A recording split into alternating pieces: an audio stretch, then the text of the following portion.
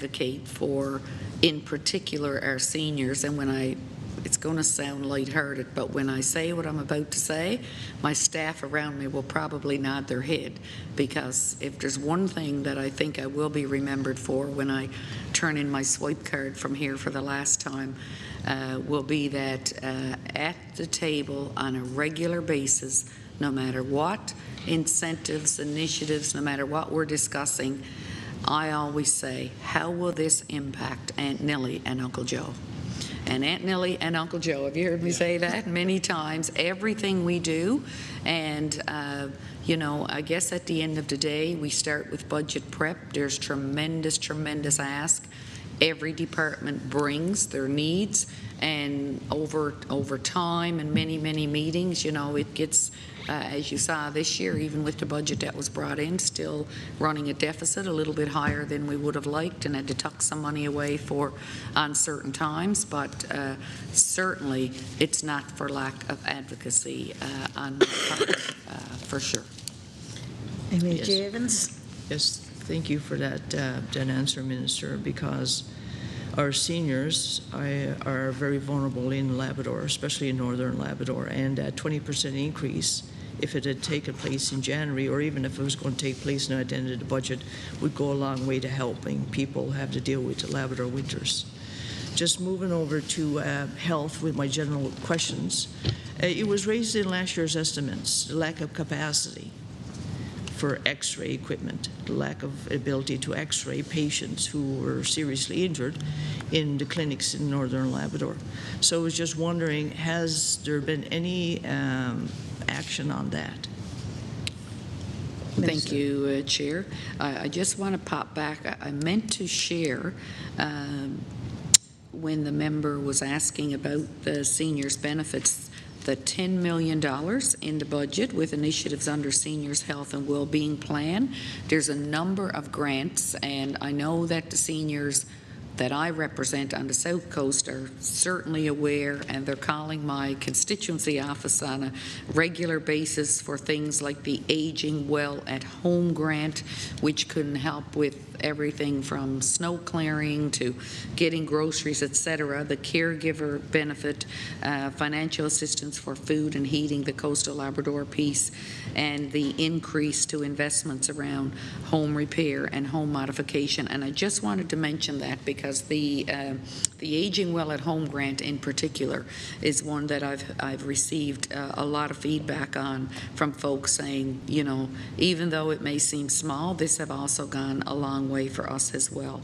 Around the X-ray equipment, I can't answer that directly, but we can certainly endeavour to find the answers, because that is something that my colleague, the Minister for Health and Community Services, would be aware of.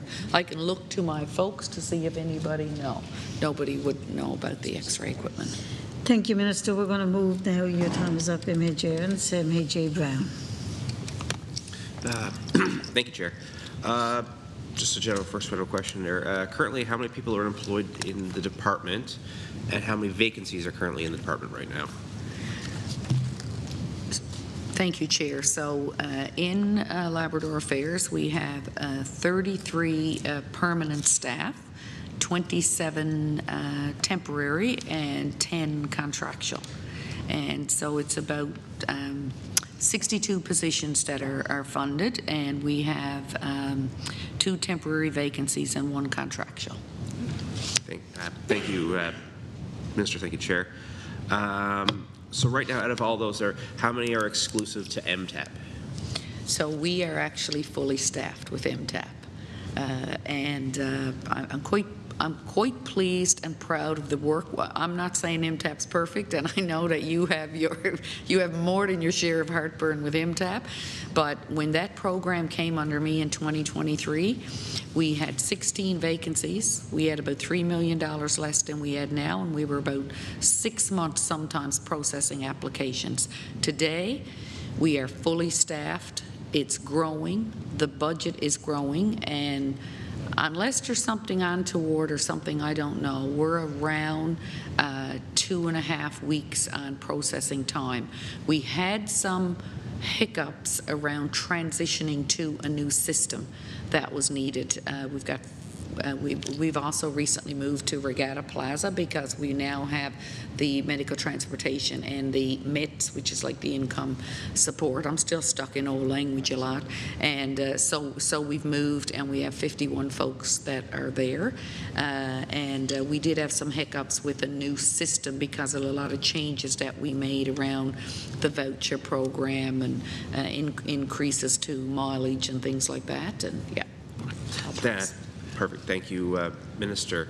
Right now, how many departments have reached out to Labrador Affairs for consultation on Labrador perspective or Labrador lens on programs that are being delivered to Labradorians? How many outside departments have reached out to your department to do that work? Yeah.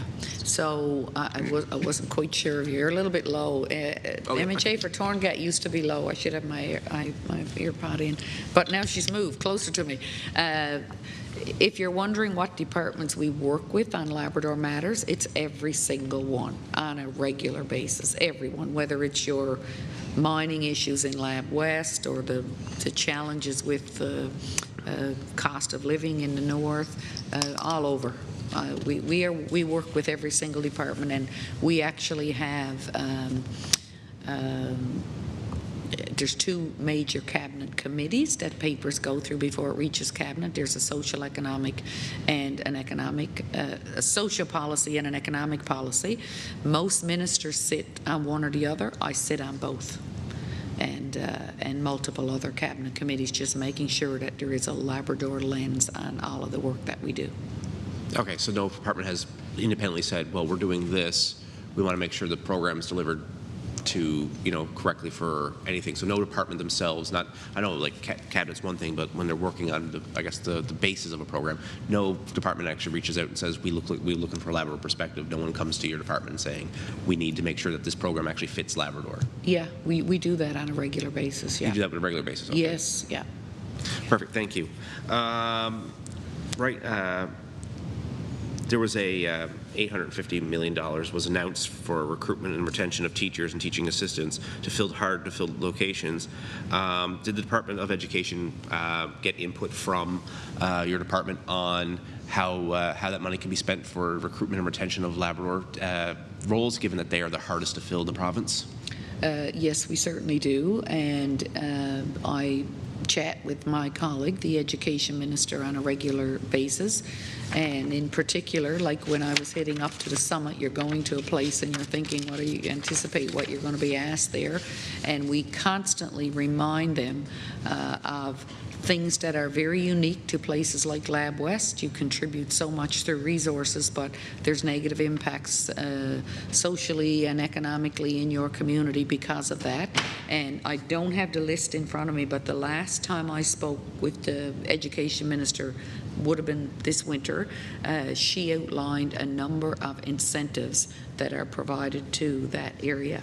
And I feel like there was an issue with the union there that's unique, and that matter got resolved as well. But I would have to ask her to get that information because I don't want to misspeak here for Hansard. Yeah, no worries. No, I appreciate that.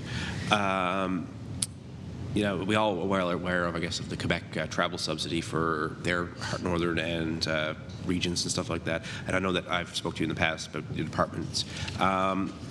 What came out of the Labrador Affairs study into the air travel, in the regional air travel in Labrador?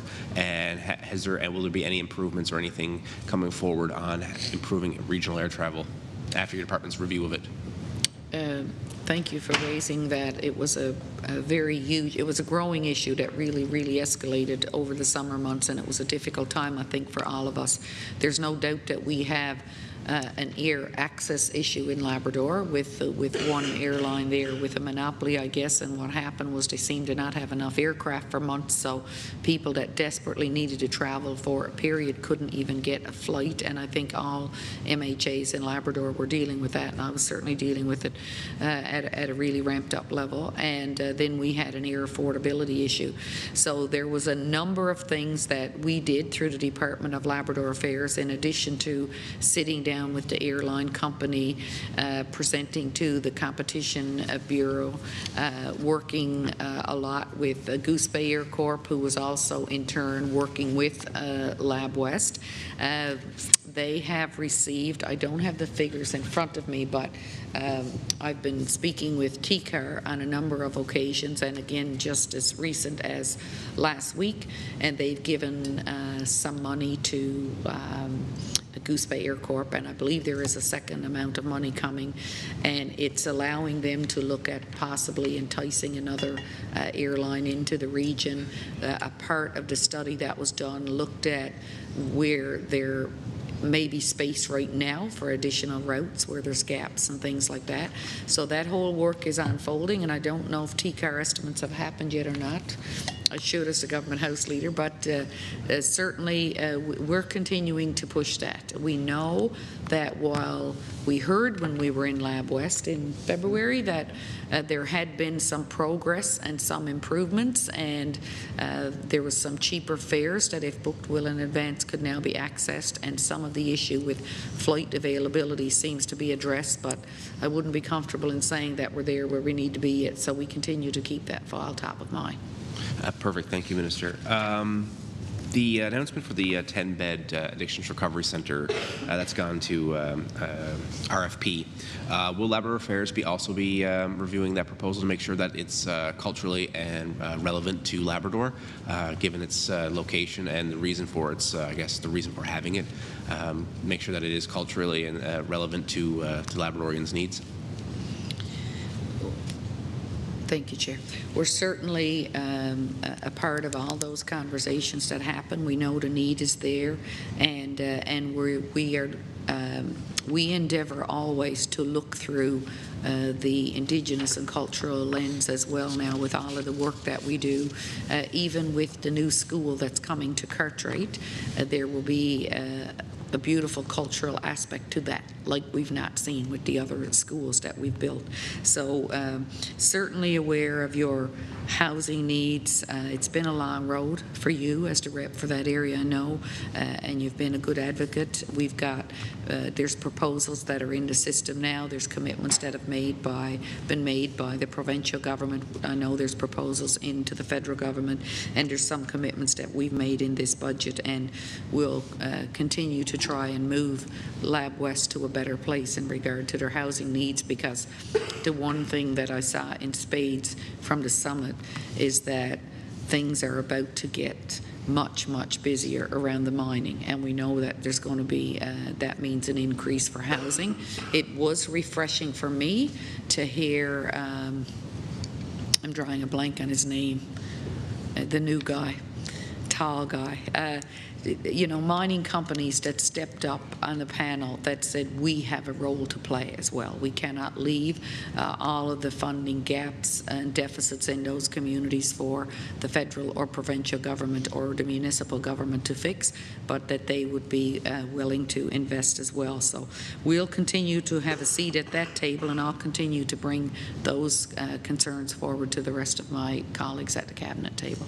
Thank no, you, I was talking about the... MHA Brown. We will come back to you in after MHA Evans. Yes, thank you, and I apologize for my coughing. Just getting back to my previous question there about the lack of X-ray capacity for patients in Northern Labrador. The reason why I brought that up for as a Labrador issue is that the North Coast communities are totally isolated. They're not connected by road. Right, and also we witnessed the lack of flights for patients being able to travel. We look at weather delays as well. And the reason why I brought it up last year was because we've had patients who were basically, some of them were children who were seriously injured and weren't a priority for getting out on a flight. I had a mother call me with a 6-year-old whose arm was visibly deformed, so it was, you know, high potential for a break. So I did ask the minister about any advancing on the X-ray capacity, and you know, no one in your department knows. So obviously there wasn't much follow-up there, but I think issues that's raised during budget estimates really should be taken back and looked at what advocacy your department can be doing on behalf of the people, and coming back to us next year with answers, or even during the sitting of the House regarding some of these issues. You know, and some of those issues regarding bone fractures were really serious. We've had one teenager with 2 breaks to her pelvis, and she was forced to sit up on a medical aircraft to come out. And the reason why I go into those details is your staff is very important for them to know it, right? It's very important for Labrador Affairs to advocate for all regions of Labrador and understand the issues. Looking at the medical travel, I constantly raise the issue of patients not being able to get out to their medical appointments for chemo treatments, for x-rays, for MRIs, for the C surgeons to actually have their surgery, and then, of course, the issue of patients being bumped when they're trying to get home. And Minister of Labrador Affairs, I know a part of it is Indigenous issue, but everybody who travels from Northern Labrador is not necessarily Indigenous, so this is an issue for your department. Is what advocacy have you done to address the serious gaps in medical access to the appointment, for their appointments? Because last June we were promised extra flights. We never got those extra flights. And about 2 months ago I was told by Labrador Grenfell staff that there was no way they could deliver on that promise of extra flights because they were still under the old contract. So I was just wondering, Minister, in your capacity and with your staff, were you told the truth about this discrepancy, about what we were promised and what was available? Minister? Thank you, Chair. So I know the member raised the matter of flight challenges on the North Coast in the House. I did go and sit with, because normally if there's challenges that, you know, normally staff reach out and make me aware, say health is letting you know if it's taking place somewhere in Labrador. Obviously I don't go looking, they're coming to me as they should. The folks around me and the folks in health, whatever department, if there's matters that I need to be aware of, that's a part of their job, is to come to me and make me aware. When you raise the matter in the House, I hadn't been aware. I went back to Grenfell, and they told me, because as you can appreciate, health is a $4 billion plus entity, and we're now one health board, but we do have different zones. So all of Labrador and the Northern Peninsula is under the Labrador Grenfell zone, and we have a COO for that area. And they did tell me that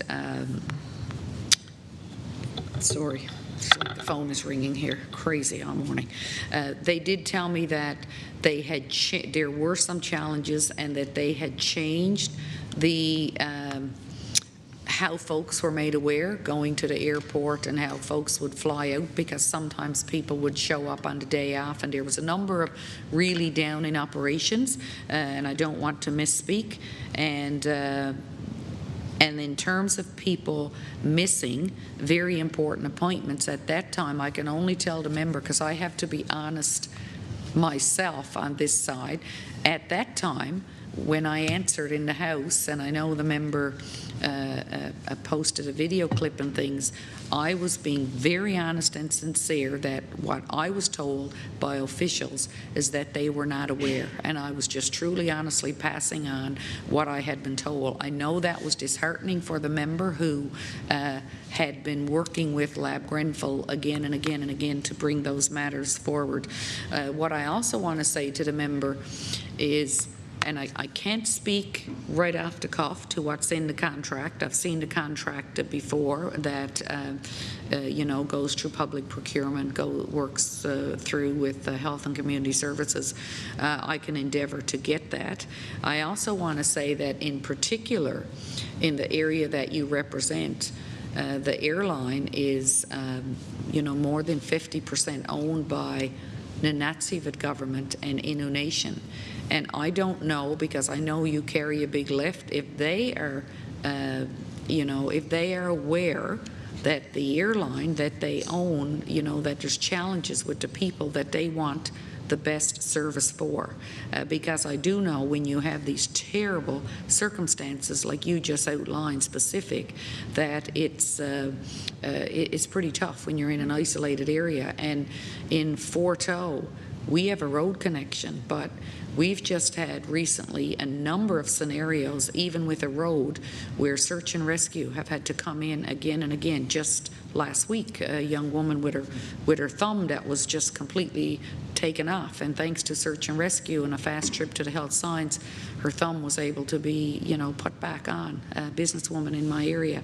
So I can imagine with the distance and the isolation how much more important that is. All I can say to the member is, if you are still having those challenges, I will arrange meetings with health, with Lab Grenfell, and sit at the table with you to try and find solutions, because I very much can appreciate that if those challenges are continuing, that they're real, they're important to you, that they matter, and I will work with you to try and get things to a better place for the people you represent.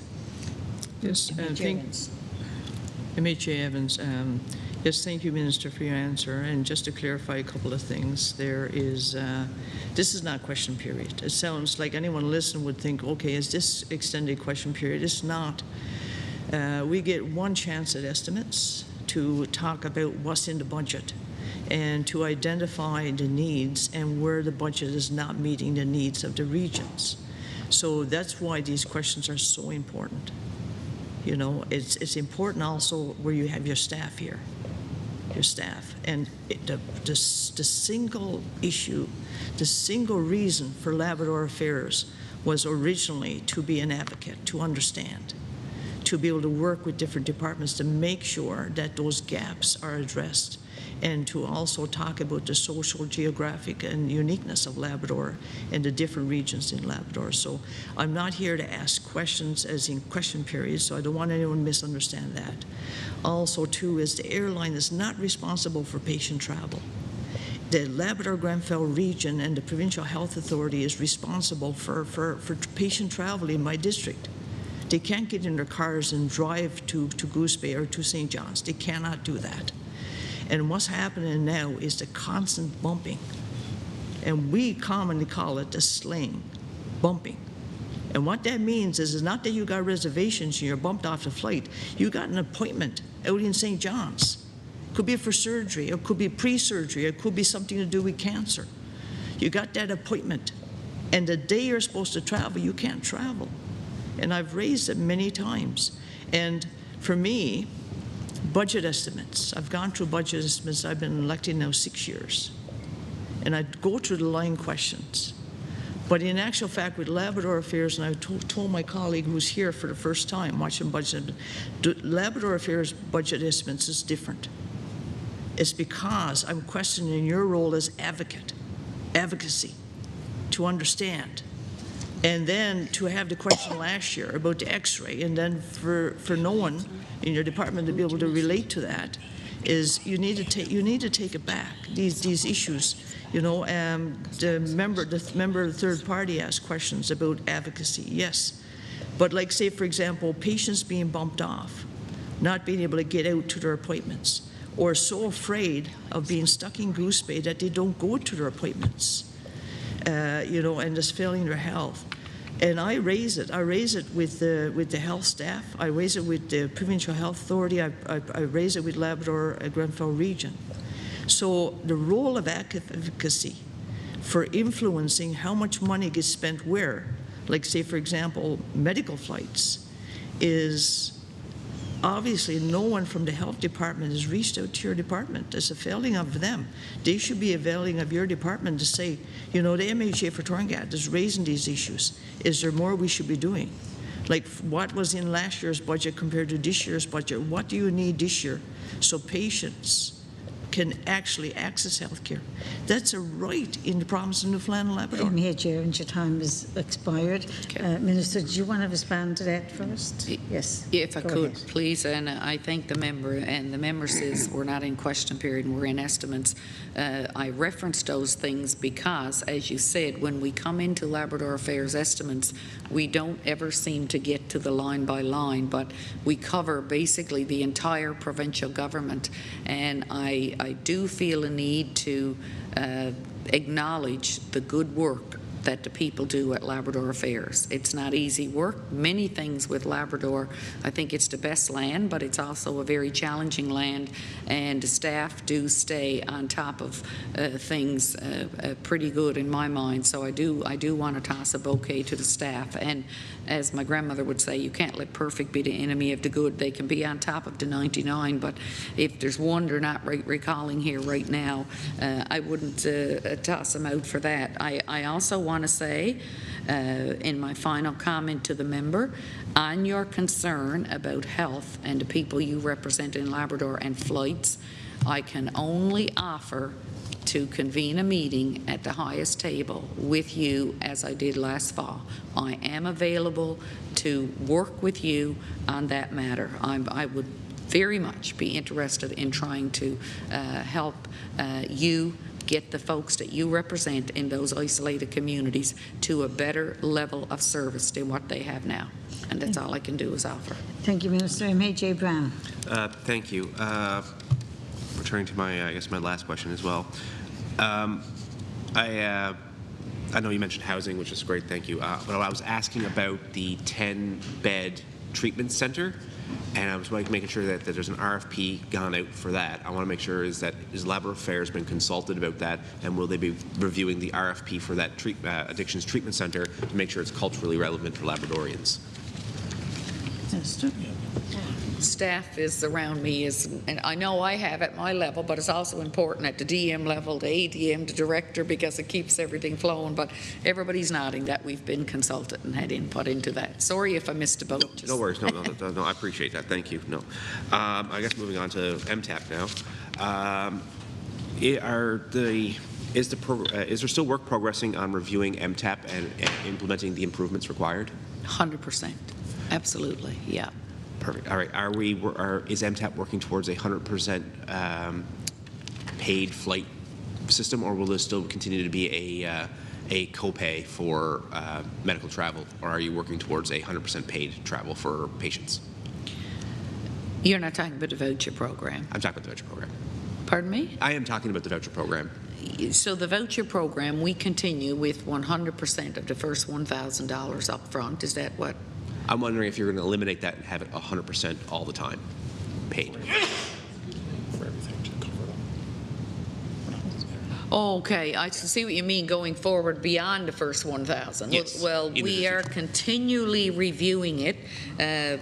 The ADM for the program is sitting behind me, and sometimes I wonder, is she going to show up over in my building when we do our briefings, because I'm continually pushing and for more money and for more services, and we are always reviewing and always looking to try to find ways to improve. And a lot of the feedback that you give me from the people you represent is what I take forward to the bigger table, because it's really, really valuable when you give me specific cases, because if I don't know about them, how can I advocate for more? So recently you had said I got a bunch of people with a certain scenario, and I think you sent me 6 cases, and so then that gets taken to the DM, the ADM, and then we look to see how we can make that service better.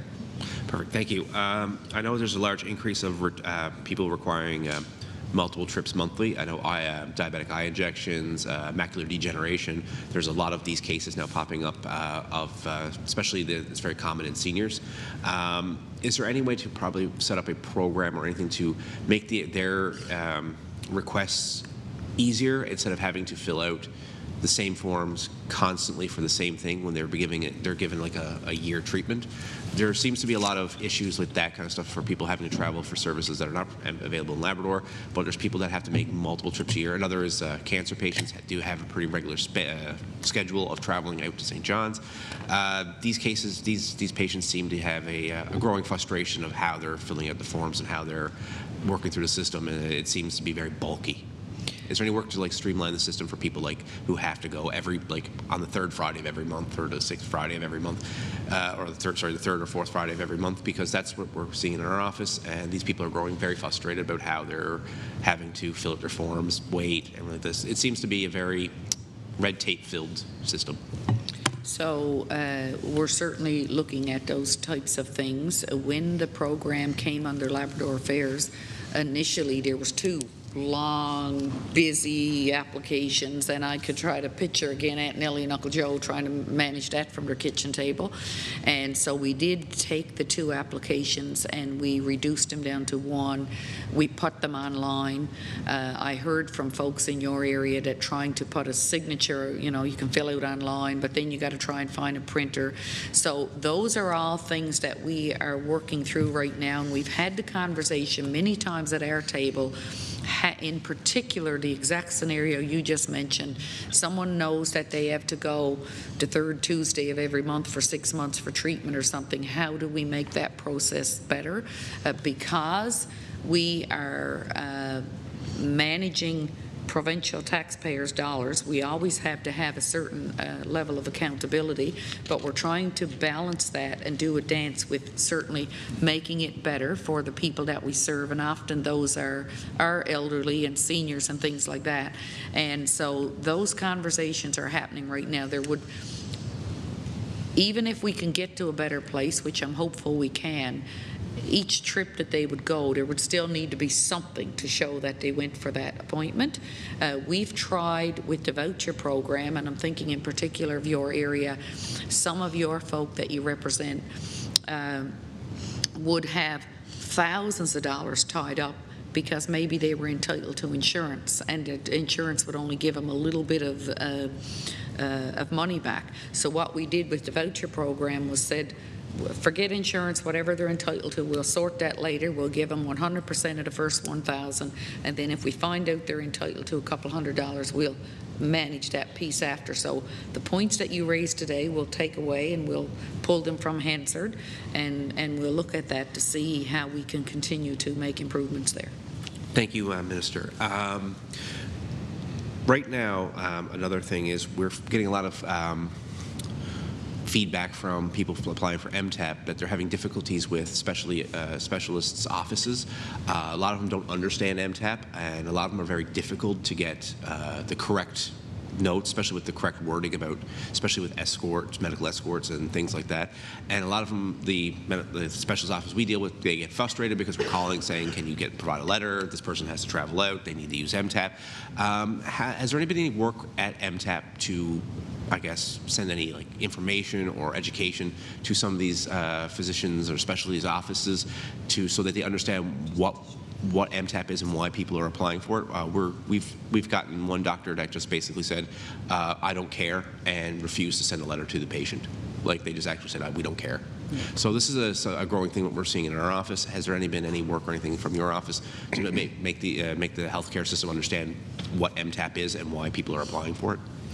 We, well, if I went through the stats of how the use of the program have increased since it came under Labrador Affairs, there is a growing number of people that are, I would say, becoming familiar with the program. And while Labrador is now almost 52% of the entire program, just a 6% population, which is simply because we live so far from specialized services. But even across the island, in places like maybe Harbour Britain, they'd come in for an appointment and, perhaps do their Costco run and different things and maybe not put in a claim. But with cost of living, more and more people are using it. So there's a couple of things that I'm aware of that we've done in-house. I'm not always close to the day-to-day operations, as you can appreciate. One was we put a lot of things up on a website, tried to make that as clear a language as possible. Another thing that I heard, and I say that because there's a lot of people now that are on their tablets, is how they connect with their children and grandchildren. Even we're seeing more older people that are able to do that than perhaps they could 5 years ago.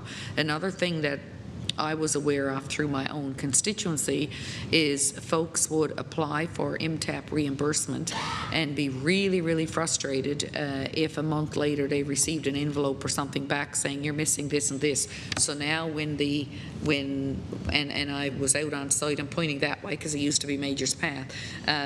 Now when the envelope comes into the office, we have someone that does a quick little look to see is everything there, just to try to save time. So little things like that have been put in place. I don't know if you want to add to anything, Sherry, that I might have missed there. Sherry Snow. Like the minister has alluded to and explained, we have done a lot of changes in terms of information we provided on our website. We've actually outlined like a Q&A in regards to escort questions, like things that people should be aware of when they go to their physician and they may be referred out.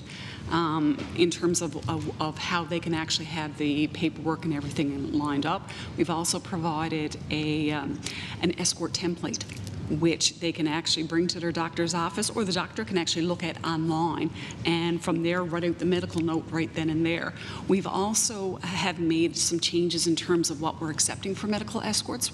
A lot of the information that comes in, we're not necessarily going back and saying just because there's not enough information as to why, but if the actual physician is saying a medical escort is required, we're accepting that information as it is, because we understand, it's very difficult for a lot of patients to be able to go back to a particular physician and ask, we need more additional information.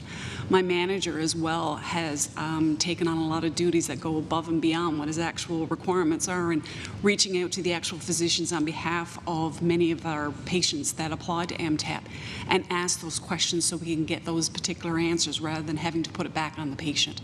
So I think we have made leaps and bounds in terms of where we want to go and try to make changes and trying to make things a lot easier for our patients. And again, like I know we talked about the voucher program, like the actual application is a little over a page. Half of that page is tombstone information. I know that, a lot of patients don't want to have to be filling it out, but the amount of information that we're asking for, we've tried to reduce it. We try to make it so much simpler, and we're constantly reviewing it, and we're getting feedback from a lot of people, and we're trying to make changes. There's many times I'm going back and asking people to update the website for additional information based on what's provided to us. So we're always constantly reviewing, we're always making changes to make things better. Thank you. Thank Thank you, so much. Mr. We will come back to you, MHA Brown, MHA Evans. Yes, thank you, MHA Evans there. Yes, I echo a lot of the my colleague from the third party who mentioned about the red tape. That seems to be a common theme, but I think he outlined what the problems we're encountering is. I do recognize that there's been a lot of improvements since MTAP has come under Labrador Affairs. I think it's really important to acknowledge that. There's still a lot of work to be done in terms of the medical travel, because unfortunately when patients are traveling for medical, they're not in good health, and they already have a lot of stress, and they also have a lot of issues to deal with. So it would be really, really good if the forms and the application process was not a problem for them. It would be greatly appreciated. Sorry about that. The minister did mention in her comments about air travel, about some advocacy looking for some competition for out of the Happy Valley Goose Bay region. Yes, and that would actually go a long way, because we did see those significant increases, 33% increase for ticket prices out of Goose Bay, 47% increase in ticket prices out of Lab West. But we did ask last year, and we'll ask again this year, is that Quebec does have subsidies for rural and remote areas in Quebec. Now, I know these programs end, but they usually start up again. And so I was just wondering, has Labrador Affairs been advocating for some sort of rebate or incentive for travel out of Labrador, and also between the Labrador regions? Minister. Thank you, Chair. Yeah, we've seemingly through the years getting out of the province hasn't been the challenge for us, but our challenge is the intra-travel, and I was looking into the Quebec program just last night, actually still in place, but changes to a percentage-based discount now rather than a set price. I have advocated every which way to Sunday over the last year for something better for Labrador. As somebody who travels almost every weekend myself, I had 6-day-a-week flight options in and out of Blanc-Sablon when I started 12 years ago, and we never rebounded past COVID beyond 3 days. So I'm finding myself every other weekend I'm doing the 3-hour flight to Goose and the 420K drive to the coast. I'm getting to talk to lots of people. I've seen how much the airfare have gone up, and that is why, and my director is sitting directly behind me, and we've done a lot of work around presenting to the federal government. I actually had federal minister in my boardroom here shortly after I was sworn into this new portfolio in July, advocating to him that the federal government has a huge role to play here, because many of the taxes that contribute to the high cost of our airfare are taxes that's put on through Transport Canada, etc. I think in Wabush the landing fee is $750, I believe, something astronomical amount. And you know, I was pleased to see the work done by Rex Gowdy and his team at the Goose Bay Air Corp, which fed into a lot of the things that we were able to use in for our lobby efforts, like some of the figures that the member just quoted. And we're not finished. They're doing a piece of work right now, and we'll continue to stay on that, because we know that the problems that we were concerned about there is not all resolved for sure. Well, I did say earlier the one airline have made a number of changes. I do want to mention that, and the then MP for Labrador went through some of that when we were in Lab West in February. MHA Evans. Yes, thank you, MHA Evans. Yes, so I did notice one airline especially had done some work, and I noticed that because I travel too, especially between Goose Bay and the island portion. Just my question there with the Combined Councils of Labrador. Question on that now is, do you know their annual budget, and can you give me a breakdown of the budget and their travel expenses?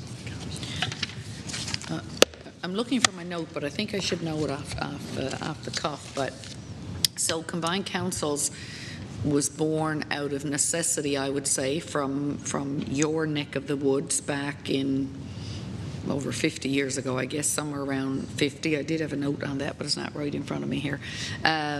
There's been a lot of good work, I believe, when Labrador looked a little differently than it do today. Over the last number of years, as a deputy mayor in my own hometown for years and years, it was always a very big highlight to get to Goose Bay, to flesh out with fellow leadership across Labrador what our concerns were, to bring in ministers to answer the questions, et cetera, et cetera. Over time, we saw a continual decrease, less and less and less participation. And I don't know if they held either meeting even coming out of COVID. We did put a fair bit of energy in. Somebody around me may want to speak to the actual operation part. I know Franca behind me was quite involved. The budget for Labrador for Combined Councils was $100,000 since I can remember, and then there was, for multiple years, there was inactivity, no activity, nothing happening, and we wrote them, we offered a number of things, and in March of 24, we just decided to formally discontinue if there was no interest in combined councils continuing, although Labrador Affairs would certainly be there if there was individuals from across Labrador that was interested in continuing something like that. We made that very, very clear. The last installment of funding that I can think of to combined councils, the final piece was back in 22-23. It was like a natural death that happened. It certainly wasn't lack of support of funding from Labrador Affairs, and it certainly wasn't lack of support of the officials reaching out to the people that were serving on the executive there. I thank the Minister, MHA Evans, I thank the Minister for comments on the Combined Councils of Labrador. I will certainly be going back and talking to the ICGs in my district about that issue, because we do have to have some sort of advocacy, not just for Labrador, but for the different regions. Combined councils were very, very important back in the day. And I know I grew up with a history of my family being very, very involved with it. Moving on to the issues of global warming. As you know, global warming is actually in my district now, right? We can't rely on a winter. We can't rely on spring. We can't rely on the fall in terms of the normal conditions, and it's impacting our lives.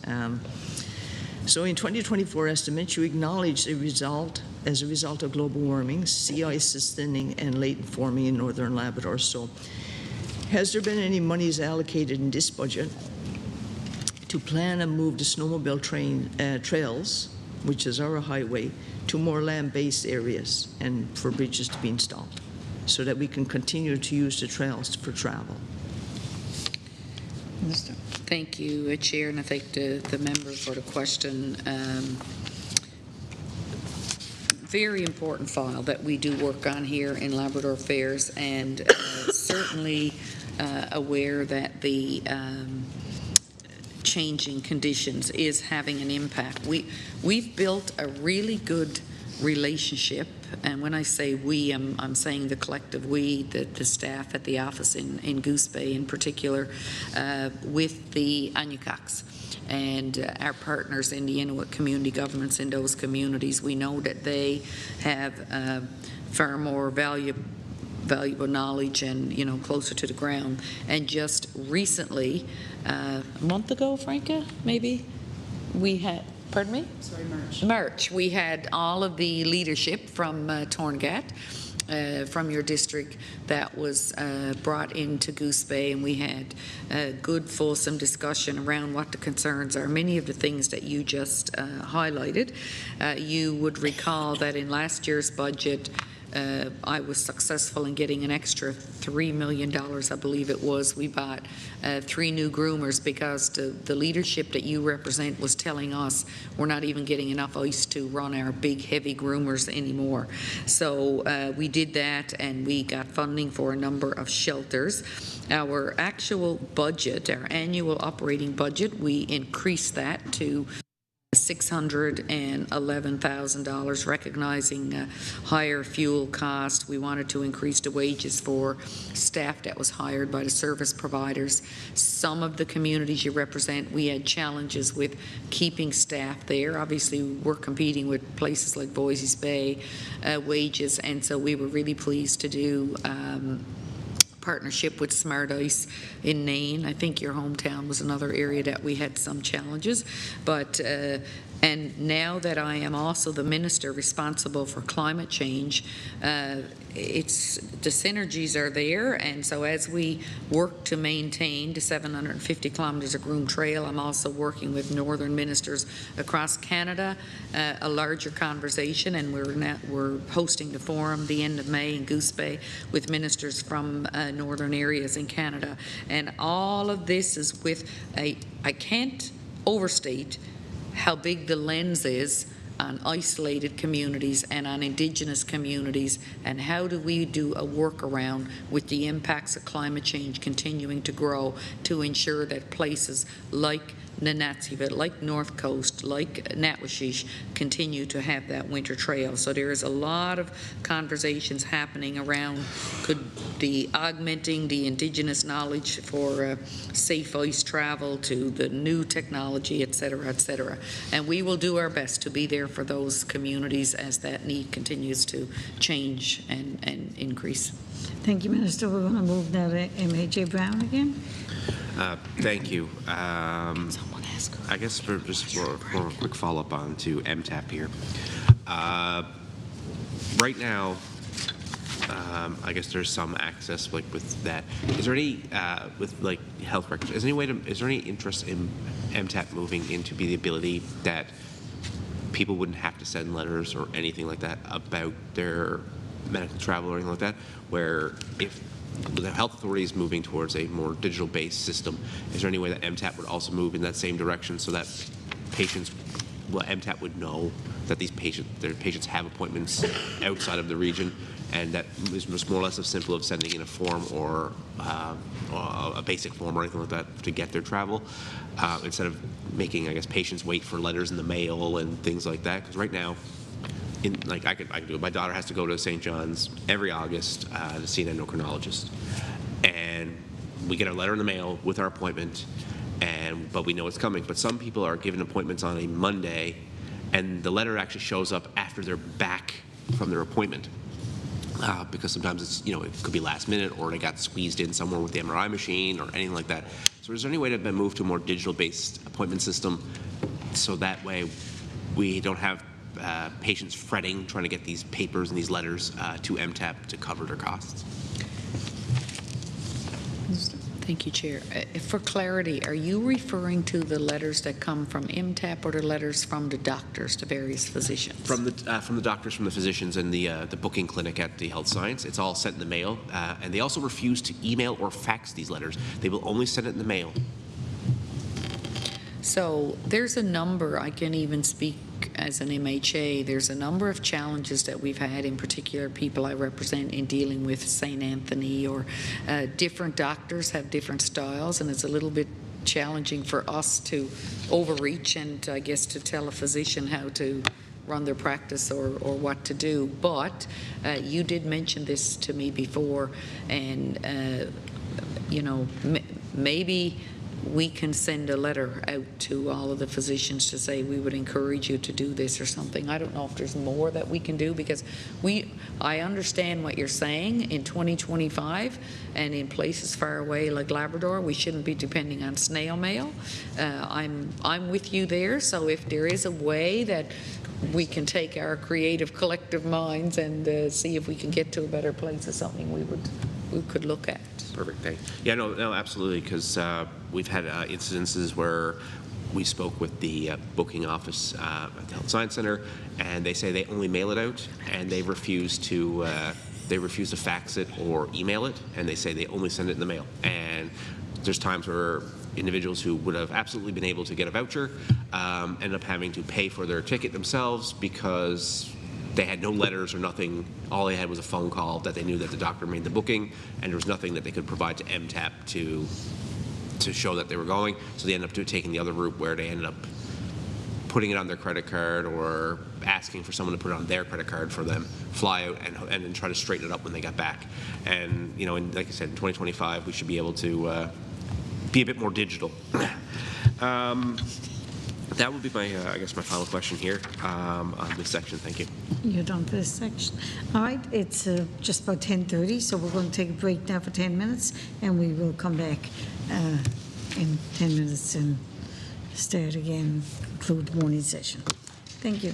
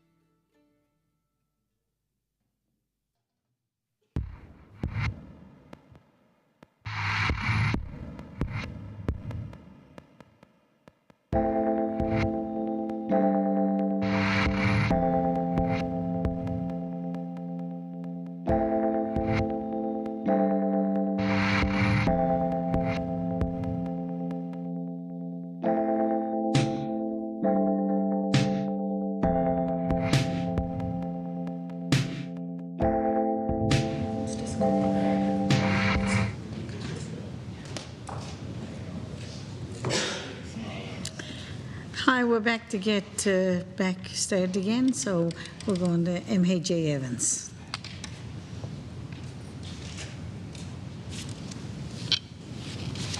Thank you. I was waving my hand there, Chair. Just going back to, you know, the minister said that she's available to help advocate for some of the medical travel. Sorry, say that again? Yes, just going back to the medical flights and the issues that I raised. The minister said she's available. I am setting up a meeting with the CEO, with the Provincial Health Authority, Health Services, NL. I'll make sure that you're invited there, and I do appreciate you lending your voice to the advocacy for the patients. So I just wanted to include that as well. Just moving on now to, in 2023, there was an MOU signed with Nunavut.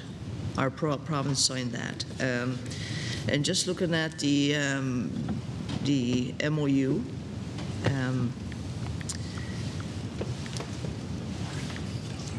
and I'll quote from the last budget estimates, where the minister said the people of Newfoundland and Labrador and Nunavut have personal, culture, and social relationships. Both jurisdictions have strong Indigenous populations and share a like-minded approach to safe and sustainable Arctic development, focused on achieving mutual benefits of Northern Indigenous communities. So that seems to be the foundation for the MOU. So I was wondering, when you're looking at this, the benefits, the words benefits is in there, does this relate to Canada, Newfoundland, and Labrador, the military presence in the north, or does it also include benefits for actual Indigenous peoples living there, like in terms of food, housing, travel, transportation, ability to hunt, fish, healthcare? Minister? So the MOU, can you just expand to say how it benefits the Indigenous peoples who are living there? So I'm not sure that how I referenced benefits might have been taken in dollars, and that's not necessarily what I was referring to. We signed an MOU a couple of years ago with Nunavut, recognizing, and it was signed between Newfoundland and Labrador and Nunavut, but the focus of our province is on the north, recognizing, Labrador in particular, recognizing that the challenges that Nunavut faces, whether it's with search and rescue supports, transportation supports, travel, almost everything that we deal with across Labrador, Nunavut would be dealing with the same thing. When I traveled to Iqaluit and I met with multiple ministers while I was there, and whether it was social issues, mental health issues, housing, we were all dealing with the same thing. So what we mean by benefit is if we're working closely with someone who is walking the same road, sharing the same challenges, you don't always have to reinvent the wheel. We can learn from each other, and we've already done that to some degree.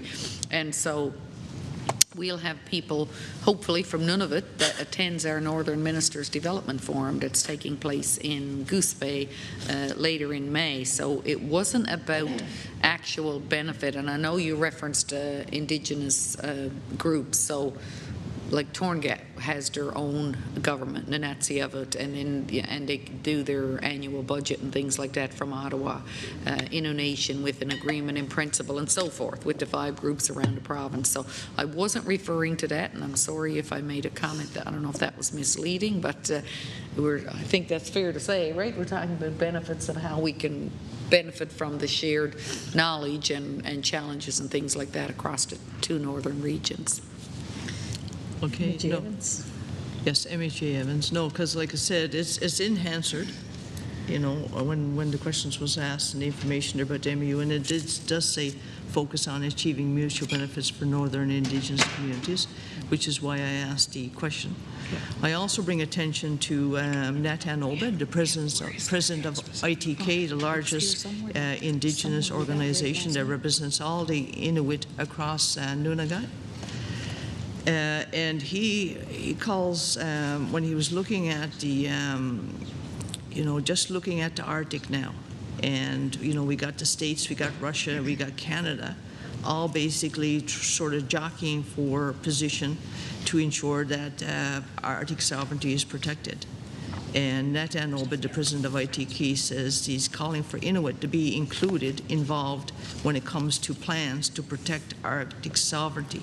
He also calls for infrastructure investment and upgrades for Inuit communities. So the reason why I'm bringing this up during budget estimates, I think it's very important for Labrador Affairs in your role of advocacy to make sure that this MOU also highlights the gaps in services and infrastructure for Labrador, especially in northern Labrador, where we've been failed chronically by the lack of investment in infrastructure, and we look at how it's impacting our people. And then you go on and also said here, and I'm quoting from last year's estimates as well, the department is also bolstering northern and Arctic priorities at the regional and national level. I will say that this year, the Labrador Affairs is hosting the Northern Development Ministers across the country in Happy Valley Gooseberry, and planning for that is well underway. And I'm quoting you, Minister, which is really good. Like, it's really good to see that there's opportunities to highlight where Nunavut and Northern Labrador especially share a lot of the similar issues. But, I mean, can you just update us on what was discussed at the Northern Development Ministers Conference? Minister? Thank you. So maybe I didn't highlight that at my opening remarks, but you're absolutely right. Everything is recorded and answered that we say, and we were moving full bore for Northern Ministers Development Forum. It was supposed to be last September, and then it was January, and because so many jurisdictions across the country were in writ period, in particular those ministers who represent the North that would come, we had to postpone the date. So, I mean, we only rotate through every few years, so the Northern Ministers Development Forum did not happen. I do want to say, even outside of any travel that I make to Nunavut, working with them on the MOU, we also meet at other places. So in September or October, I attended the Arctic Assembly in Reykjavik, Iceland, and an incredible, very important conversation that we realized that we are in the middle of because of our location and things like that.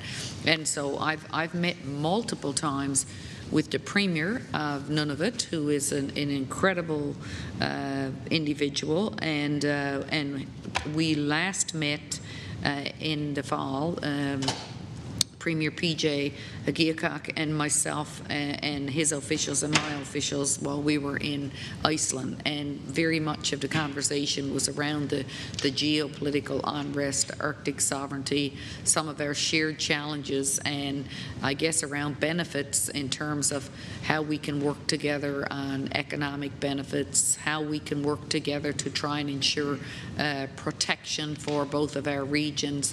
There is a very big federal piece here in terms of Coast Guard ships and things like that. A little bit concerned about the lack of ships that's going to come in the next few years, but these are all things that we are sort of just a sampling of what we would be working with between Nunavut and Labrador on. Yep.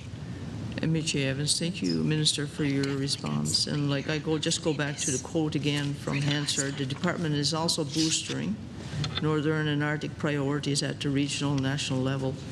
And President of ITK, you know, has called for infrastructure investment and upgrades for Inuit communities, because we can't be just about establishing sovereignty.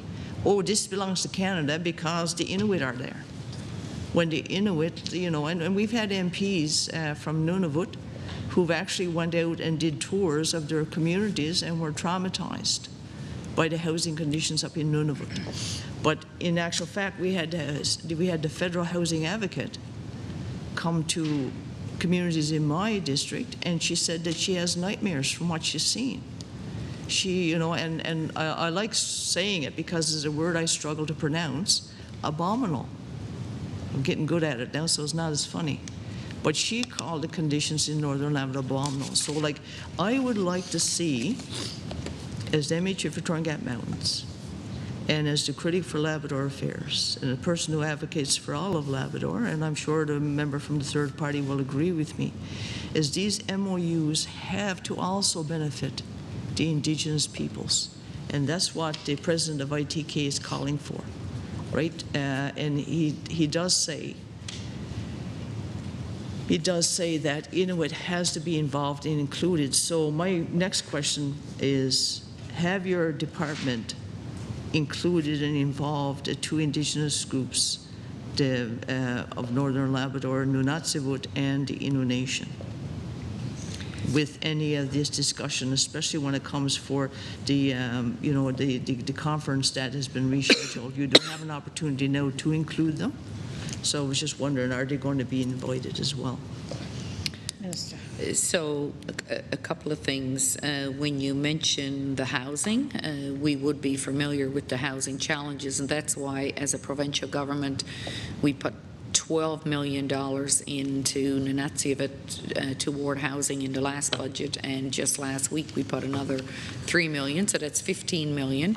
I do want to say for the record that I've had multiple meetings with the federal MP who have told me that there is an inordinate amount of money set aside, put in place for housing on the North Coast. I do believe there's also been some challenges around timing of procurement. It's always a challenge getting contractors up there.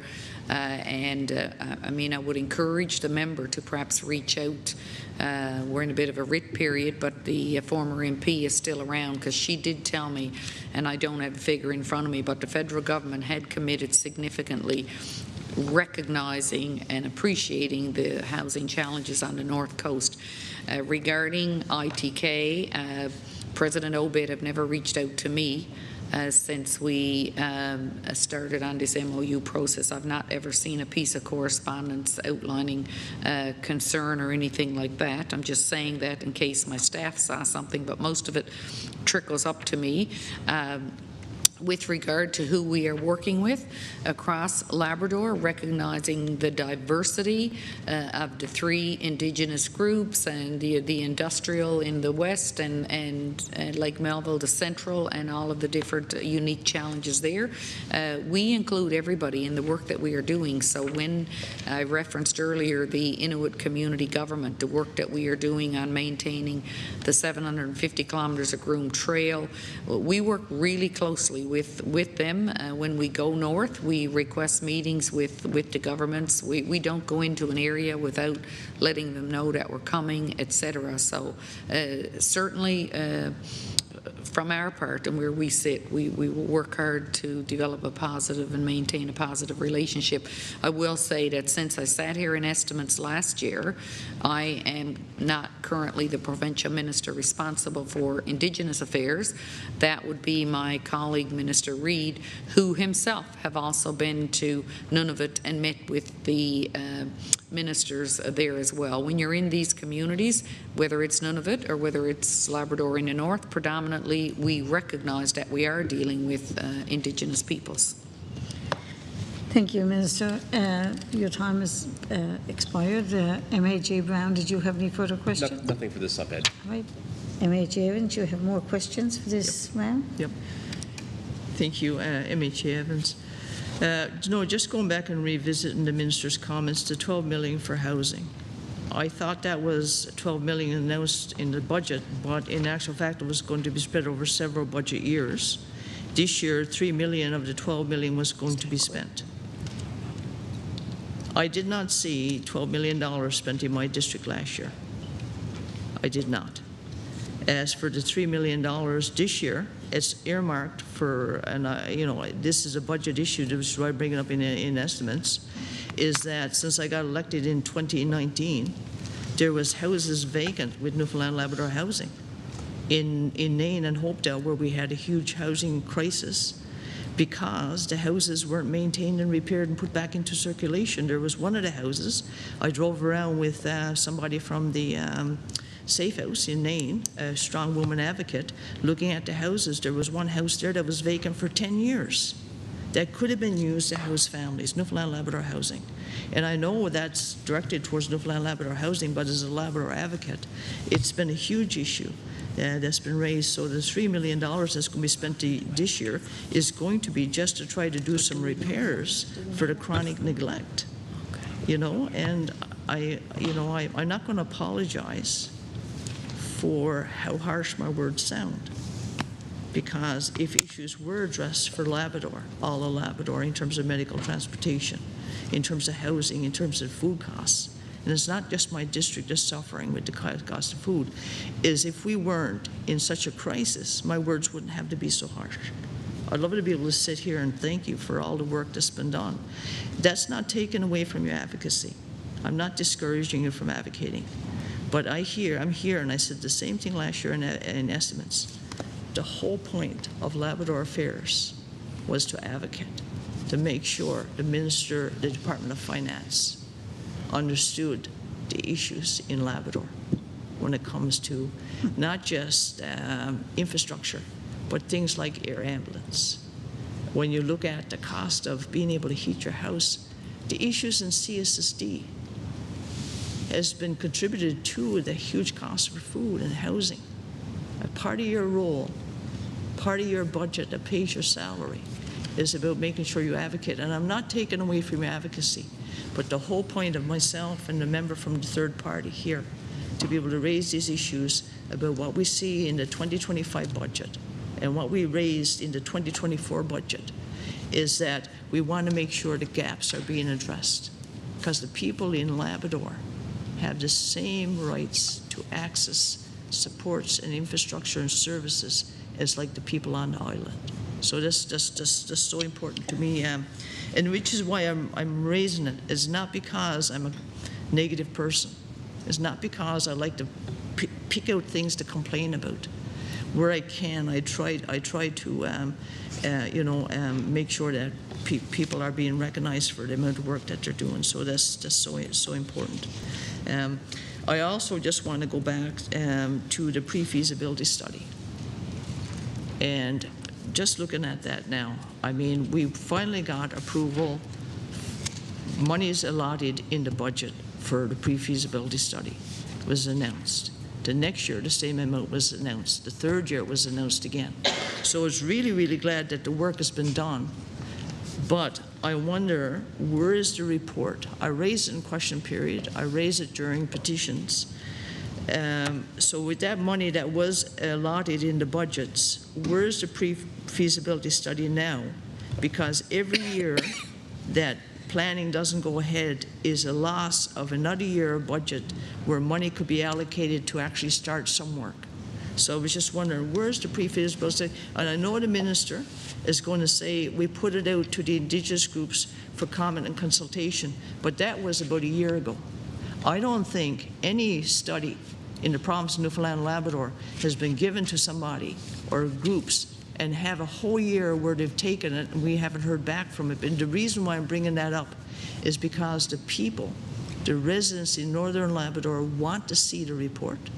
Not just Nunat civil government and the Innu Nation, also people in Lake Melville region, Lab West, they're interested in, well, Southern Labrador, the members district, they're interested in where the pre-feasibility study is, because everybody in Labrador is interested in the ability to actually have improved transportation to Northern Labrador. Minister, would you like to respond? Thank you, Chair. There's a whole bunch of things I want to unpack from the members' comments. With housing, we know that the need is there, right? Going back a number of years when I was the Provincial Minister for Housing, I was working with folks like Tony Anderson, an incredible guy that I have a lot of respect for. Tony was a minister then, and Darrell Shywalk, and recognizing that there's challenges often in getting contractors up in the north and things like that for Newfoundland Labrador housing. And so they had asked us if we were willing to turn over some of the buildings and bring them up to spec and turn them over, and then they would run them, and we were certainly willing to have that partnership. I also want to say on the housing matter. Just because the work isn't happening doesn't mean the money have been allocated. Like, we have to work in partnership with the government up there.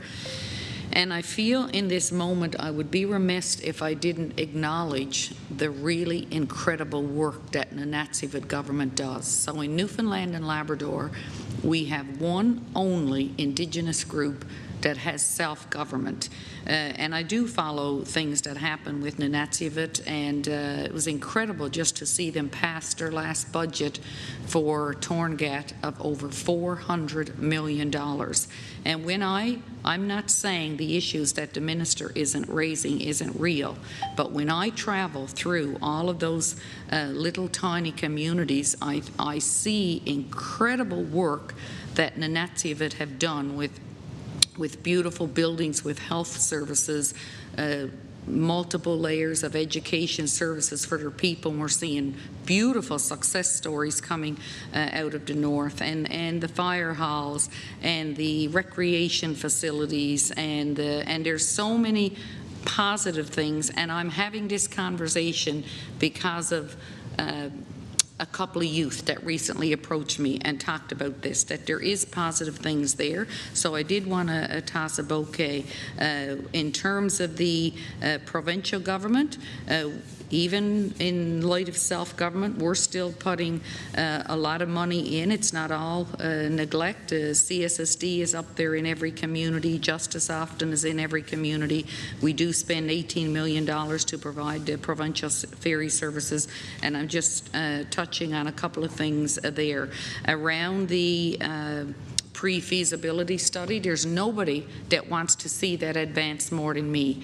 But where it exactly is now, I cannot speak for the minister responsible for transportation and infrastructure, because the answer that I got the last time is what the member just referenced around it was with the Indigenous groups. So I don't know if the member have spoken to Nunatsiavut government or Innu Nation to see if they had sent back the pre-feasibility, because if they have added in their comments and feedback and sent it back, then it is on the provincial government now to advance. So I don't know. Does anybody have an answer on that? Okay. All right, MH Evans, you have more questions? Yes, just a couple more comments. And the reason why I just wanted to clarify about the money, because there tend to be a lot of times where money is announced and then it's re-announced. So I just want to clarify it's going to be $3 million for repair for 9 units that's being chronic neglect. I have been advocating and asking in the House of Assembly for Newfoundland Labrador housing, a plan to ensure that when these repairs are made, they don't fall into chronic repair again. Right, and that's the purpose of SMS, to make sure that we do have a good maintenance program. And also too is, I do know it was told to me that when like back in the last year, when the year before, when the federal housing advocate had gone up and saw the state of the houses, I know that the minister of CSSD had gone up. The former minister of CSSD had gone up, and there was an offer to Nunatsiavut that they would give them the Newfoundland Labrador housing units, but without the budget to repair them. And they were in such disrepair that Nunatsiavut could not accept them because they wouldn't be able to maintain them because of the chronic. So these issues are the reality, it's the truths, right? That's out there. So for us, we just want to make sure that each budget that's announced, issues are brought forward. Then those issues don't end when we leave budget estimates, that they're followed up on for the next year. This is so important. And I do want to highlight too as well, I do appreciate the advocacy of the minister in terms of the Labrador Games, increasing the budget, in terms of the sports NL, the travel subsidies for the students in Labrador, and also for the athletes as well. So there are positive things. So I don't want, it's not all negative, but in actual fact, healthcare, food, heating your house really is where we are right now, and we have to focus on that. Thank you. Minister. Just one quick comment I want to say to the member, as I endeavour to get an answer on the X-ray piece. I did have my folks run a scan through estimates for the last 2 years, and we couldn't find a reference with regard to a question regarding X-ray in the record. So, because I was drawing a blank.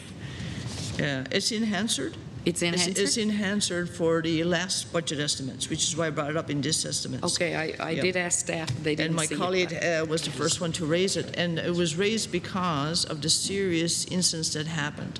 We had a young girl in Nain who had 2 pelvic fractures that was basically told by the nurse that she had to sit on a plane and go with the regular passengers.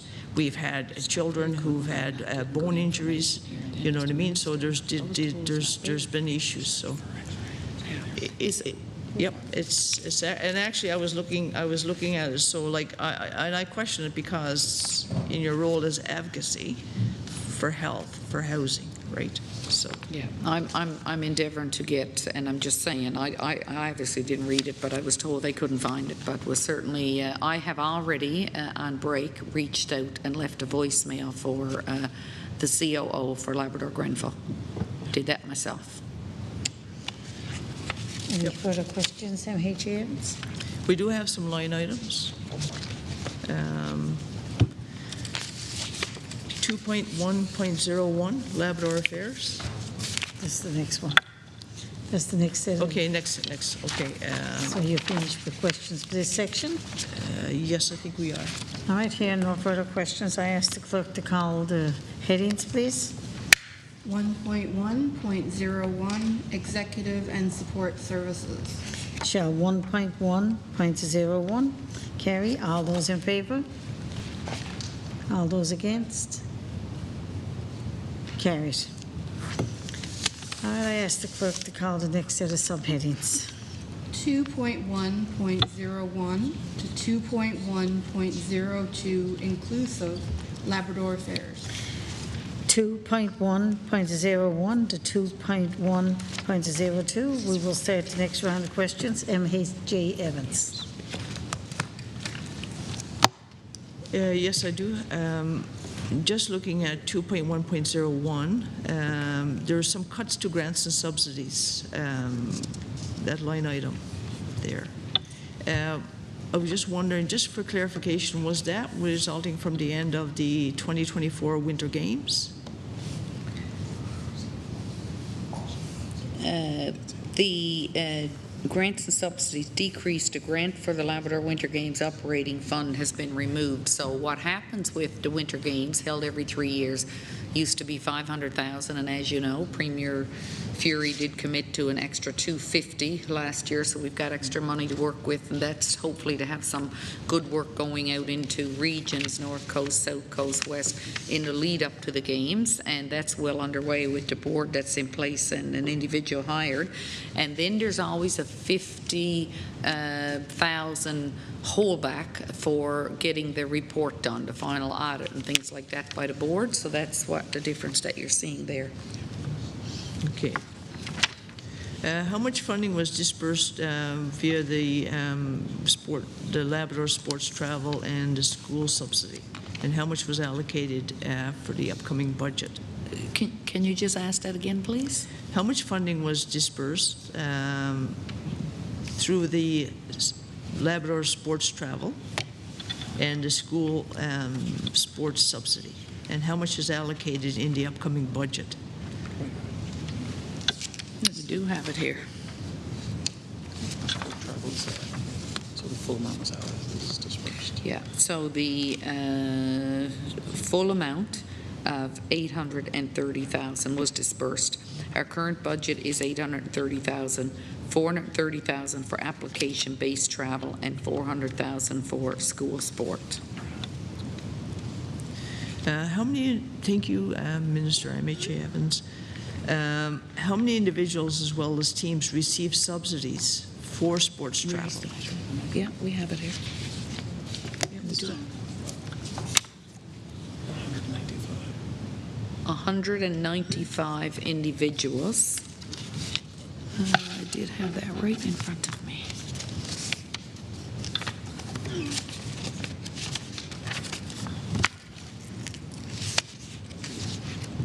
you have a copy there? No, okay. 950 athletes in total that used our program. 950? Yes. Yeah. Is that for the last year's budget? Yeah.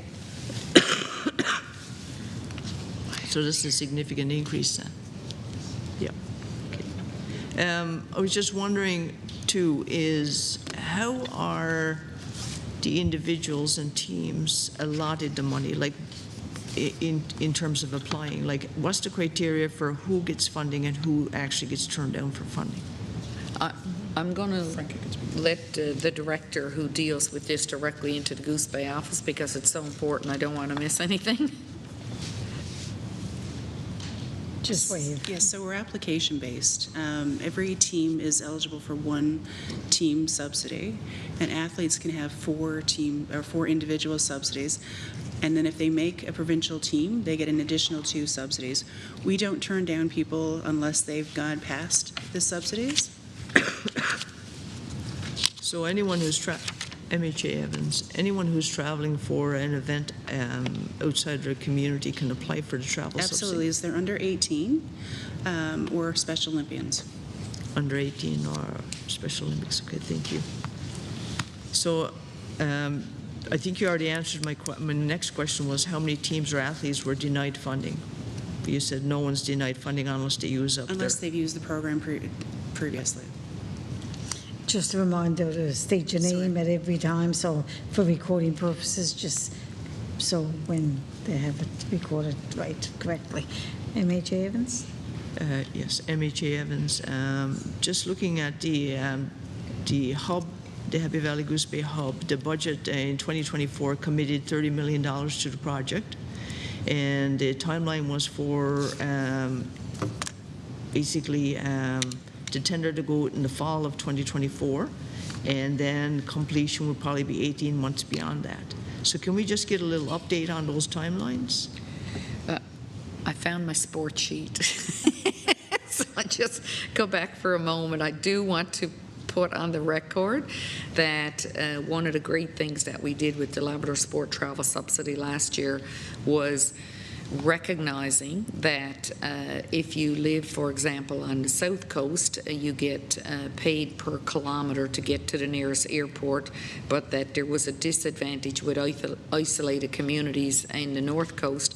So we made an enhancement where 100% coverage of airfare is provided for athletes traveling from the 6 North Coast communities of Nain, Hopedale, Natchitoches, Postville, Maccovic, Rigolet. And once now they get to Goose Bay, then everybody is treated the same. So we've leveled the playing field, I guess, no pun intended. And we actually increased a hosting grant because we were hearing that $7,500 was a little bit insufficient now to $10,000. And all athletes are provided 75% airfare coverage from Goose Bay, Wabush, and Blanc-Sablon airports. And from April, the member was asking about numbers, from April 24 to March 31st, 25, the Labrador Sport Travel Subsidy issued 163 authorizations and supported approximately 950 individuals spanning all 4 Labrador districts in 14 sports: ball, hockey, basketball, figure skating, hockey, judo, soccer, swimming, track and field, volleyball, cross country, running, and cross country skiing. And regarding the housing hub that we are moving forward on, many meetings. It's been a monumental effort, a huge commitment by the Premier across many departments, and that is moving on now to, I believe, groundwork will be starting very, very soon. MHA Evans. Okay. Thank you. Chair. Just looking at what was in the last budget as well, there was the Shishishi Mobile Crisis Unit. Can we just get a brief update on that? Or was, we asked a question sorry about that, we've asked a question last year in budget estimates about the Shishsi Mobile Crisis Unit, and it was deferred to the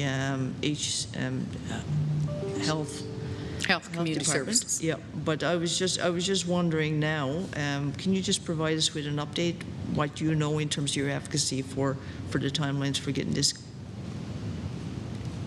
I don't have an update. I would have to get it from Health and Community Services. Okay. That's all the questions for this section. This section. Major Brown. Thank you. Right now, I guess the member asked most of my questions for the same section there now. I believe I have everything covered right now, and that. So we're all good here? Oh, okay. He's good. He's good. You done? Okay, no further questions? All right, I ask the clerk to call the subheadings, please. We call the subheadings. 2.1.01 to 2.1.02 inclusive, Labrador Affairs. Shall 2.1.01 to 2.1.02 carry? All those in favor? All those against? Motion carried. Total. Shall the total carry? All those in favor? All those against? Carried. Shall I report the estimates of Labrador Affairs? Carried. All those in favor? All those against? Carried. All right. That concludes this portion of the estimates.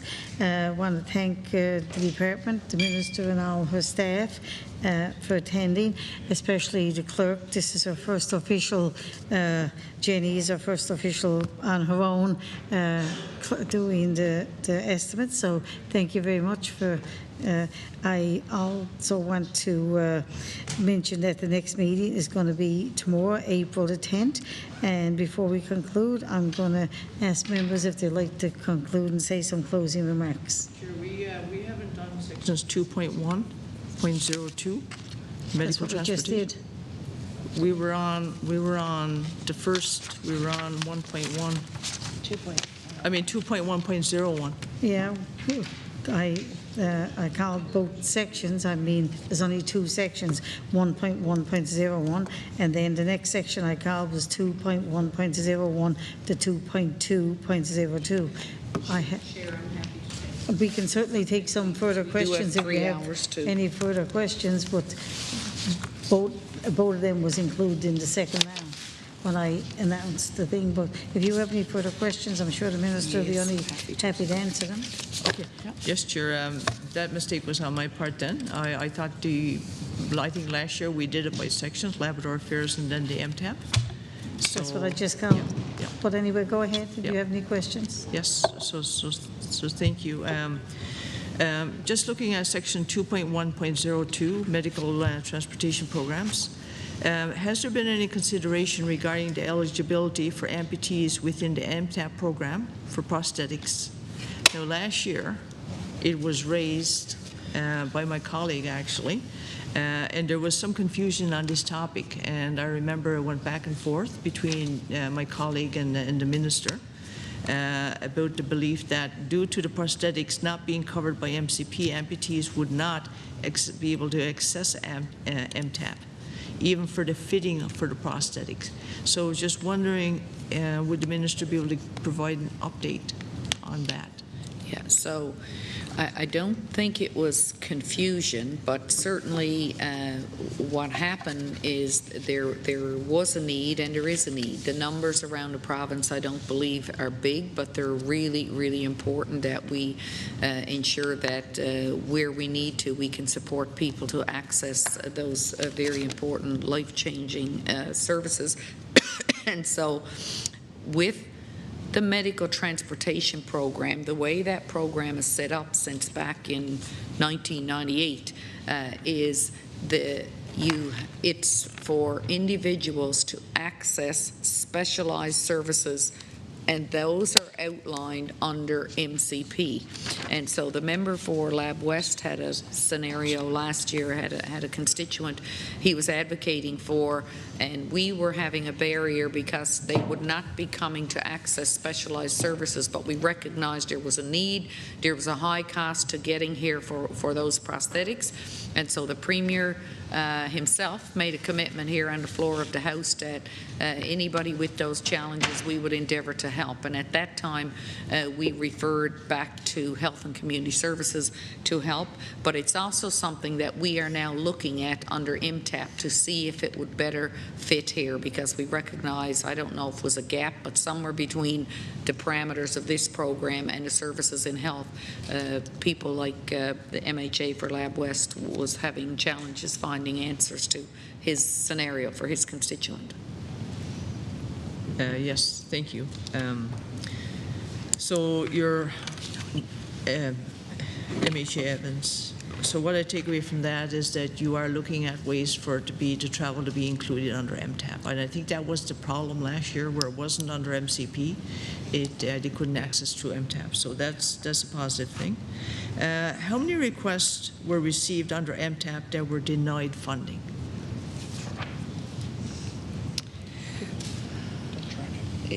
Any request that comes in, if someone is traveling to access specialized services, goes forth. We don't deny those. Like last year, I went almost $1 million over budget, because if somebody meets the eligibility of the program and they are traveling to access specialized services, we do not deny.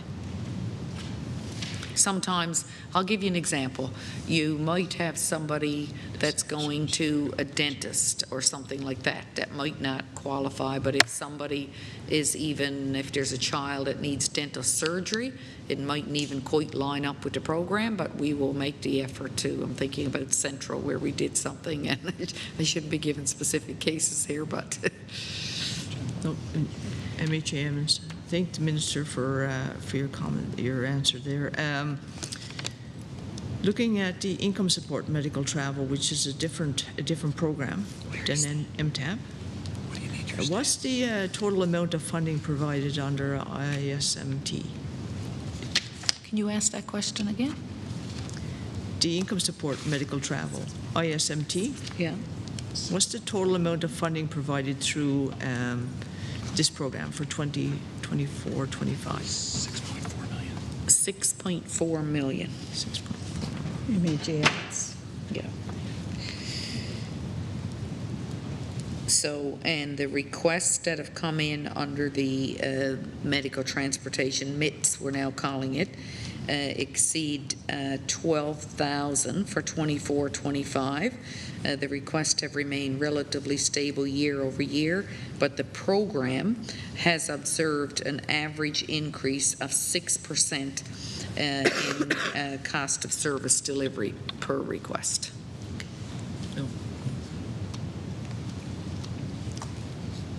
MHA Pell. MHA Paddock. MTAP program, just some quick overview questions on the program itself. How is that program communicated to residents? Well, it's not a new program. It's been around since 1998, universal, part of the universal health care. And if somebody is seeking medical transportation and they do a quick Google, all of the information will come up under Labrador Affairs. I think most people that go to their physicians that are being referred out, if someone says, how do I do it? I'm sure, because it's not new, it's been around for decades. Folks, like, I'm not meeting people who's not aware, but and we continue to have a pretty big uptake in the program. And since you represent Central and Island portion of the province, I will reference a couple of the enhancements that I made to the program since it came under me.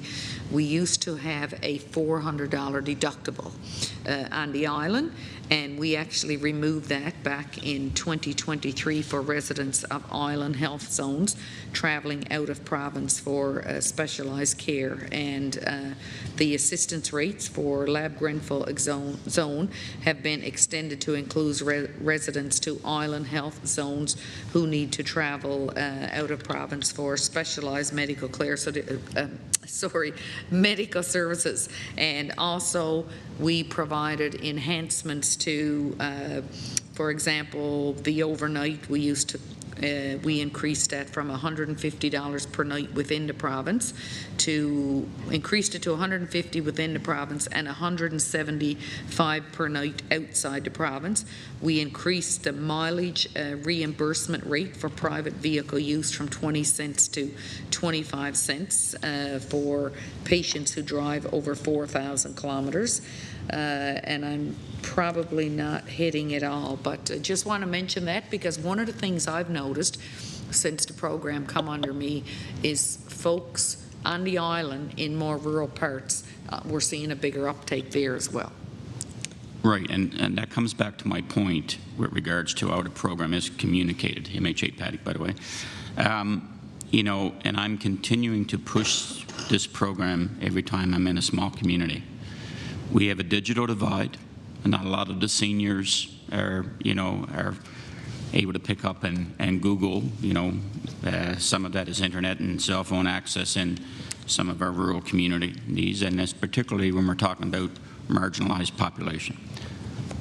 I would recommend that you go out again to every community in the province with just an overview of the program, because I've even talked to town clerks that don't fully understand. And I think this is an awareness gap that we could leverage with regards to further communicating the program. It is a great program, but we need to ensure that it is fully known across the province. Minister, would you like to respond? I would go a little further. It's been my experience that we have a lot of fabulous programs across departments, across government, that it's always a challenge to get that information into every community on the ground. Since the program, medical transportation, have been under me, and since we've made enhancements right across the board, one thing that we never really talk about in estimates is the increasing number of out of province patients, transplant recipients. I deal a lot with that. Just had a young woman from my own district who waited a long time for a transplant, and sadly when she got flown out, the organ she needed was not a match. But so I have had a number of MHAs ask me to travel to their regions, and we've sat with municipalities and I've talked at some length about the enhancements, about the program and things like that. So where we can get the information out, we do try our best. So your point's well taken. MHA Paddock. Thank you. So next question is with regards to processing, and I want to compliment the member from Labrador West with regards to his questions on that. Took some of what I wanted to ask. There is a continued challenge for numbers of seniors in processing their claims, and my office helps a good number.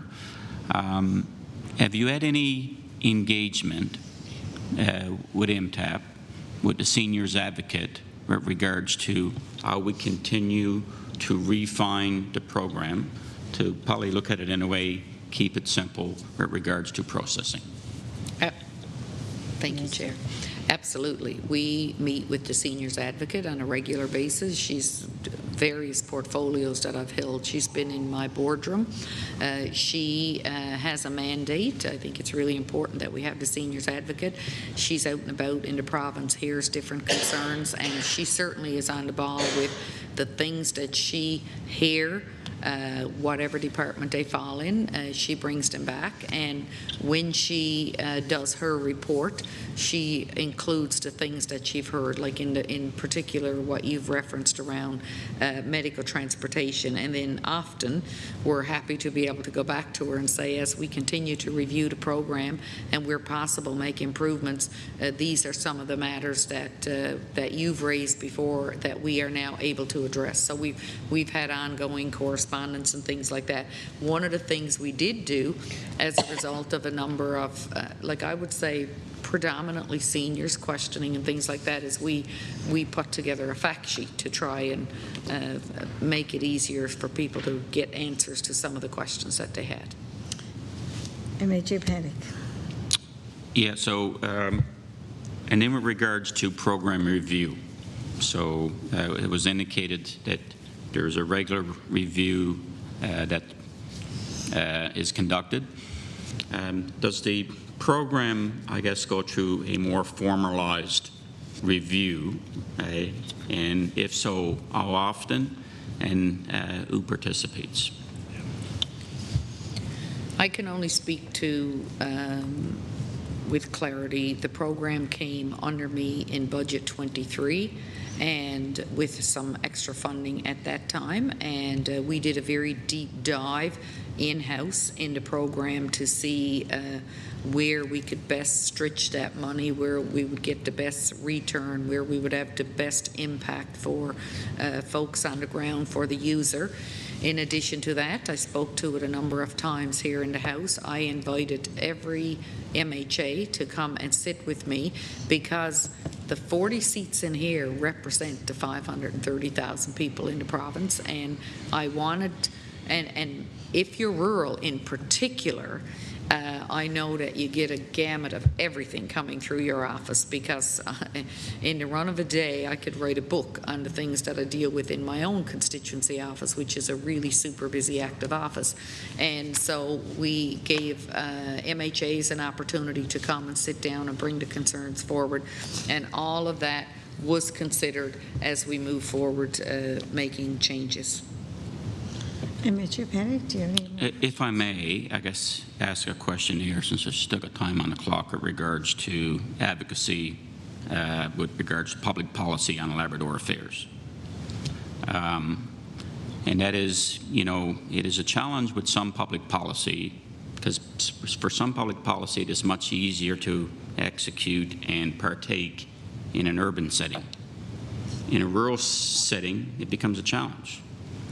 In a remote area, it becomes a huge barrier with regards to accessing. So I'm going to highlight a case in point just to see where you are with regards to tracking, and that is the rebate on personal property, sort of personal property insurance. Easy to partake in a urban area, very much a challenge in a remote area for various reasons.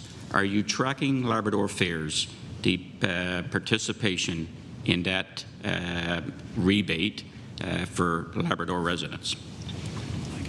Minister. I can't speak directly to that, but I can tell you that finance tracks everything with a fine-tooth comb. There's quite a large team there in finance, and they would be tracking that. Yeah. Thank you, Minister. Okay, and since there's still 30 seconds, one final. I was at a conference a few years back, and they were promoting Halifax as the gateway to the north, which really, turned my stomach, because I view Goose Bay as that gateway to the north. So I guess from an advocacy point of view for Labrador Affairs, I'm just looking at what you're doing with regards to reminding all of Canada that Goose Bay is indeed the gateway to the north. Thank you. Minister, do you want to respond? I think I'm definitely with you on that, but I do think that we have different gateways to the north in Labrador, because over in Lab West there's lots of folks that are entering the province there, and in the south, as soon as you cross over the border in the Labrador Straits, you'll see a great big sign on a building that says gateway. And then, of course, Goose Bay would be the stepping off ground if you're going up into the northern areas and some very beautiful tourism sites like we have in Torngat down my way, Battle Harbour, lots of examples. But tourism would be the lead on that promotion, but we are certainly advocating, and we work closely with the chambers. We've got an incredible, great chamber, Labrador Chamber of North in Happy Valley. We've got the chamber in Lab West that we sat with when we were there, me and my staff, and we often are working with tourism, culture, arts, and recreation to talk about some of our unique challenges that we have around tourism, Indigenous tourism, and things like that. Thank you, Minister. Any further questions? No further questions. I just wanted for the record that I did speak with the clerk, and we don't need to vote because we've already voted on both sections. That concludes the end of this session, but I will give everybody the opportunity for final remarks. MHA Evans, would you like to have some closing remarks? Yes, thank you, MHA Evans. I'd like to thank you all for your time.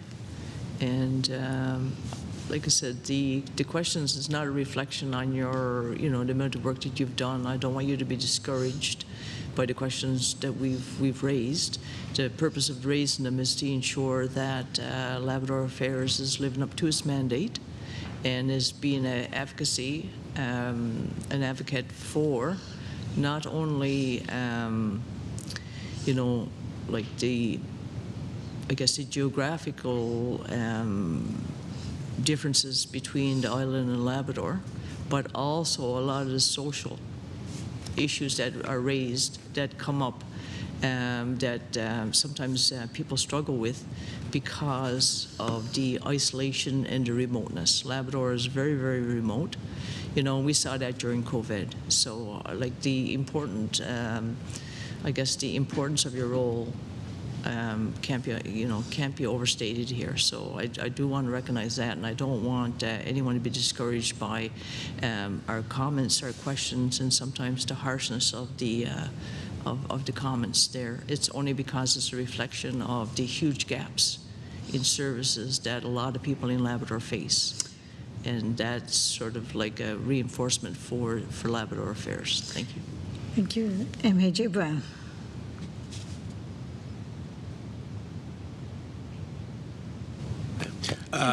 Thank you. I want to thank the Minister and her staff over at Labrador Affairs for participating. It's always great to have you down to do this, and it takes a lot of work. And I know it's a very interesting office because half is in Labrador and half is down here, so it takes a bit of wrangling. But I really want to appreciate you, and I thank you for everyone for participating. Minister, closing remarks. Thank you, Chair. And I want to thank both the member for Torngat and the member for Labrador West for their respectful nature in the line of questioning. I understand that we have unique challenges. I was on a flight to Labrador on Friday, and I was dealing with people on the ferry that was worried about the polar bear that was also on the ferry being transported, even though he was heavily sedated, and we had lots of conservation officers and we had lots of things in place. But these are, I share it because we deal with circumstances that I guarantee you my colleagues on the Avalon are not dealing with, just all in the run of a day. I think in closing, I just want to say I am here, and I'm always available and willing to sit down. And I think that when we put I respect the role of opposition. I was there for 2 years myself back in the day, but I think a lot of times when we put our collective shoulders to the wheel on some of our really unique challenges, that we can sort of make progress and maybe get to a solution a little quicker. So I just always want to put that out there. I'm here. I'm willing to work with any of you folk across Labrador, and thank you very much. Thank you, Minister. Now I'm going to ask for a move to adjourn. Moved by Minister Parsons, second by MHA Brown. All those in favour? All those against? Carried. Have a good day, everybody.